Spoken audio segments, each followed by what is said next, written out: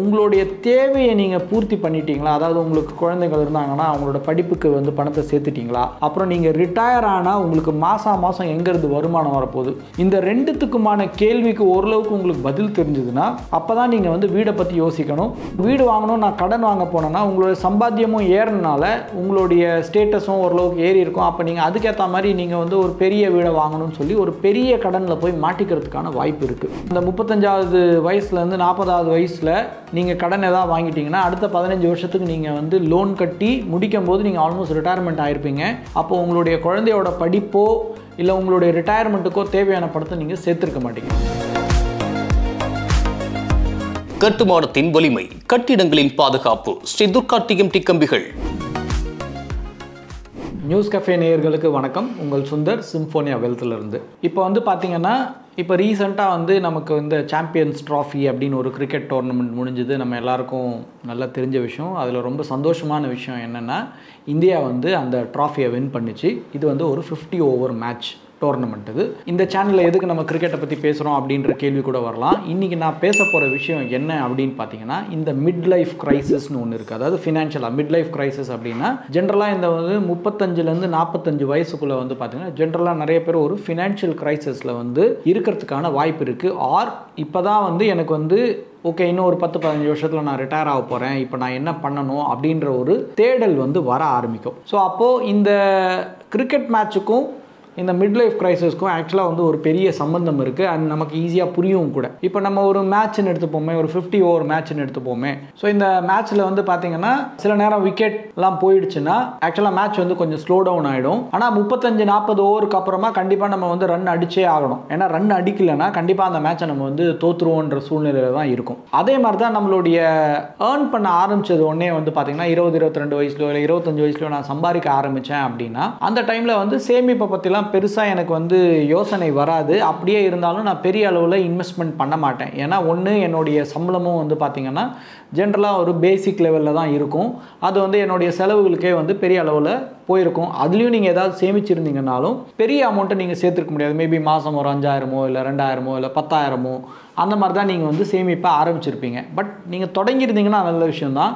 ஆனால் அது கண்டிப்பாக உங்கள் மேட்சை வின் பண்ணுறதுக்கு அது வந்து பத்தாது. ஸோ கண்டிப்பாக ஒரு மேட்சை நீங்கள் வின் பண்ணணும் அப்படின்னா 1s and 2s + 4s and 6 அப்படின்னு தான் நம்ம சொல்லுவோம். அதாவது நான் சின்ன சேமிப்பு பண்ணுறது ஒரு பக்கமாக இருக்கட்டும், இன்னொரு பக்கம் நான் வந்து 4 and 6 அடித்தா தான் நான் வந்து மேட்சை வின் பண்ண முடியும்.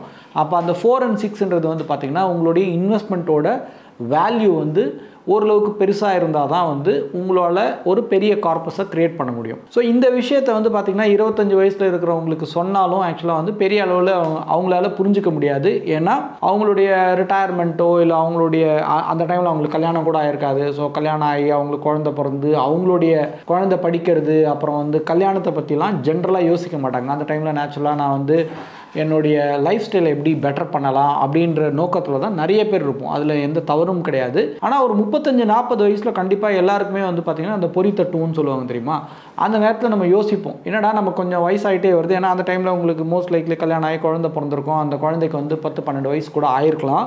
அப்போ நமக்கு ஆக்சுவலாக தோணும் நம்ம கொஞ்சம் வயசாகிட்டே வருது, திரும்பி பார்க்குறதுக்குள்ளே பையனுக்கோ இல்லை பொண்ணுக்கோ வந்து நம்ம மேல் படிப்புக்கு பணத்தை சேர்த்தாகணும், ப்ளஸ் நம்மளுடைய ரிட்டையர்மெண்ட்டும் வந்துடும். இன்கேஸ் நடுவில் என்னுடைய வேலை இழப்பு ஏதாவது ஆயிடுச்சுன்னா என்ன ஆகும் அப்படின்றதுலாம் வந்து திடீர்னு வந்து பார்த்திங்கன்னா ஒரு பிளாங்க் அவுட் ஆகிறதுக்கான சிச்சுவேஷன் கூட நிறைய பேருக்கு வரும். பட் இந்த நேரத்தில் வந்து பார்த்திங்கன்னா நம்ம வந்து நீங்கள் ரொம்ப லேட் ஆகிட்டீங்கன்னு பயப்படுறத விட அட்லீஸ்ட் இப்போத்துலேருந்து நான் என்ன பண்ண முடியும். ஏன்னா எனக்கு ஒரு 35-40 வயசு தான் இருக்குது அப்படின்னா கூட 50லேருந்து 55 வயசோ ஒரு சில நேரம் 60 வயசு வரைக்கும் கூட என்னால் வந்து ஏர்ன் பண்ண முடியும். அப்போ அந்த ஏர்ன் பண்ணுற அடுத்த ஒரு 15-20 வருஷத்தை நான் சரியாக பயன்படுத்திக்கிட்டேன்னா அட்லீஸ்ட் நான் முன்னாடி ஏதாவது விட்டு போயிருந்தேன்னா கூட இந்த நேரத்தில் நான் வந்து அதை வந்து காம்பன்சேட் பண்ணிக்க முடியும். ஸோ அதனால் இந்த 35-40 வயசு வந்து ரொம்ப முக்கியமான ஒரு காலகட்டம். ஏன்னா இது வந்து உங்களுடைய 35-40வது ஓவர் மாதிரி நீங்கள் புரிஞ்சுக்கிட்டீங்கன்னா, ஏன்னா அடுத்த 10-15 வருஷத்தில் நீங்கள் எவ்வளோ சேர்க்குறீங்களோ அதுதான் உங்களை வந்து வாழ்க்கையை ஃபுல்லாக காப்பாற்ற போகுது. ஸோ அதை நீங்கள் வந்து கண்டிப்பாக வந்து புரிஞ்சுக்கணும். இந்த டைமில் நீங்கள் ரொம்ப முக்கியமான விஷயம், சேமிப்பை எவ்வளோக்கு எவ்வளோ இன்க்ரீஸ் பண்ணுறீங்களோ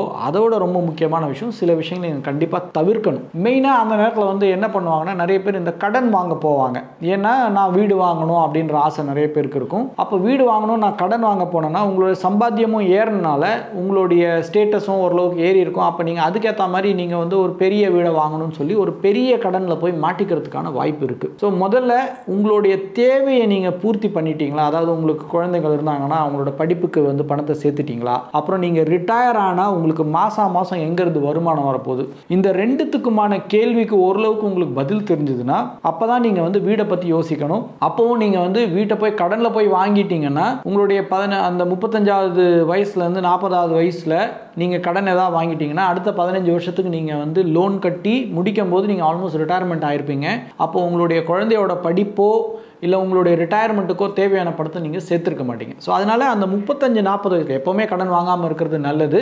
கண்டிப்பாக 35-40 வயசுக்கு மேலே நீங்கள் கடன் வாங்கி வேறு எந்த ஒரு பேக்கப்பும் இல்லை, அப்பா அம்மா கிட்ட பெரிய சொத்து இல்லை, ஒய்ஃப் சைட்லேருந்து பெரிய சொத்து வராது அப்படின்ற மாதிரிலாம் ஒரு சுச்சுவேஷன் இருந்ததுன்னா கண்டிப்பாக நீங்கள் ஒரு முறைக்கு 1000 முறை இல்லை லட்சம் முறைக்குள்ளே யோசித்து நீங்கள் முடிவெடுக்கலாம். ஏன்னா இங்கே எடுக்க போகிற இந்த டிசிஷன் வந்து பார்த்திங்கன்னா உங்கள் வாழ்க்கையை முழுசாக அது வந்து இம்பேக்ட் பண்ணும். அது பாசிட்டிவாகவும் இருக்கலாம், நெகட்டிவாகவும் இருக்கலாம்.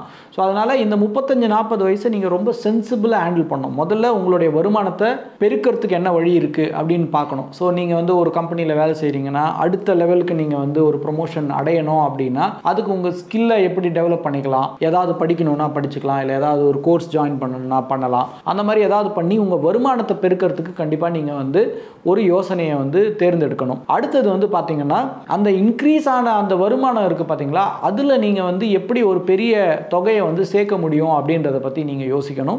அதுக்கப்புறம் கண்டிப்பாக இந்த கடன் வாங்கி மாட்டிக்க கூடாது அப்படின்றதுல நீங்கள் தெளிவாக இருக்கணும். ஸோ இந்த விஷயங்களை நீங்கள் வந்து இந்த 35-40 வயசில் புரிஞ்சிக்கிட்டு நீங்கள் பண்ணிங்கன்னா அட்லீஸ்ட் உங்களோட 55வது வயசுலையோ இல்லை 60வது வயசுலையோ கண்டிப்பாக நீங்கள் வந்து நல்ல ஒரு எல்லா விஷயத்தையும் நீங்கள் அடைஞ்சிருக்க முடியும். அதாவது குழந்தைய நல்லா படிக்க வச்சுருக்க முடியும், நீங்கள் உங்கள் ரிட்டையர்மெண்ட்டுக்கு வந்து தயாராக இருக்க முடியும். ஏன்னா ரிட்டையர்மெண்ட்டுக்கு தயாராகுதுன்றது வந்து பார்த்திங்கன்னா ரொம்ப பெரிய விஷயம். ஏன்னா இன்றைக்கி எனக்கு ஒரு மாதம் ஒரு 50,000 ரூபாய் எனக்கு வந்து ஒரு வருமானம் வந்தால் நல்லா இருக்கும் அப்படின்னு நினச்சிங்கன்னா ஒரு 50,000 ரூபாய் வரணும்னா உங்கள்கிட்ட அட்லீஸ்ட் 80 லட்சத்துலேருந்து 1 கோடி ரூபாய் இருந்தால் தான் உங்களுக்கு மாதம் ஒரு 50-60,000 ரூபாய் வர முடியும். ஸோ அதனால் நீங்கள் ஒரு 1 கோடி ரூபாய் சேர்க்குறது வந்து எவ்வளோ ஈஸி ஆர் எவ்வளோ கஷ்டம்னு நம்ம எல்லாருக்குமே தெரியும். இன்ஃபேக்ட் எவ்வளோ கஷ்டம்னு நம்ம புரியணும். ஏன்னா நீங்கள் ஒரு 15 வருஷத்தில் 1 கோடி ரூபாய் சேர்க்கணும் அப்படின்னா நீங்கள் கிட்டத்தட்ட அதாவது வருஷத்துக்கு வந்து 2-2.5 லட்சம் ரூபாய் நீங்கள் சேர்த்தீங்கன்னா தான், அதுவும் அது கரெக்டான இடத்துல இருந்தீங்கன்னா தான் அது வந்து ஒரு 1 கோடி ரூபாய் தொடர்றதுக்கான வாய்ப்பே இருக்குது. இதுக்கு நடுவில் நீங்கள் வந்து அந்த பணத்தை விட்ரா பண்ணாமல் இருக்கணும், அதை வளர விடணும்,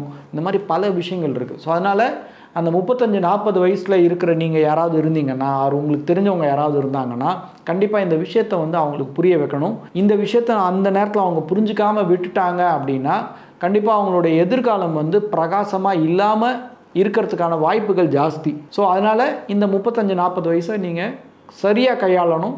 கரெக்டாக ஒரு ப்ரொஃபஷ்னலாக நீங்கள் யார்கிட்டையாவது ஒரு ஹெல்ப் எடுத்துக்கிட்டு நீங்கள் உங்களுடைய ஃபினான்சஸை மேனேஜ் பண்ணிங்கன்னா அட்லீஸ்ட் நீங்கள் வந்து ரிட்டையர் ஆகும்போதாவது உங்கள்கிட்ட நல்ல ஒரு பணம் இருக்கும். எப்படி வந்து ஒரு மேட்ச்சில் 35-40 ஓவரில் நீங்கள் நல்ல ரன் அடிக்க ஆரம்பிச்சிங்கன்னா கூட செஞ்சுரி அடிக்கிறதுக்கான வாய்ப்பு இருக்கோ, அதே மாதிரி ஒரு 35-40 வயசில் நீங்கள் வந்து சரியான ஒரு பிளானோட இன்வெஸ்ட்மெண்ட் பண்ணிங்கன்னா உங்களுடைய பல ஃபினான்ஷியல் தேவைகளை ஈஸியாக நீங்கள் அடைய முடியும். ஸோ அதனால் ஜாக்கிரதையாக பொறுமையாக உங்களுடைய இந்த விஷயத்தை வந்து கையாளணும்.